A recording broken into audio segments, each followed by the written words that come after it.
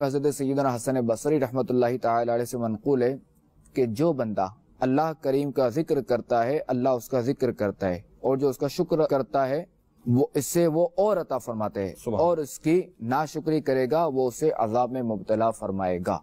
اور یہ جو میں نے مضمون عرض کیا نا حضرت حسن بصری رحمۃ اللہ تعالی علیہ والا، تو ظاہر ہے کہ جو ہی بزرگان دین ہے تو ظاہر اپنی طرف سے تو نہیں بولتے، جو ہی بولتے ہیں قرآن حدیث سے ہی بولتے ہیں، وہیں سے لے کر پہنچاتے ہیں ہم تک۔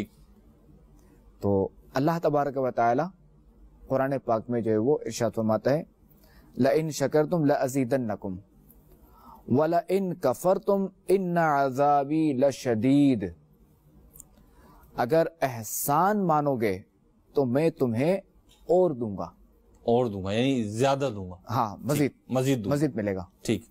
اور اگر ناشکری کرو گے، اور اگر ناشکری کرو تو میرا عذاب سخت ہے۔ اللہ اکبر کبیرہ۔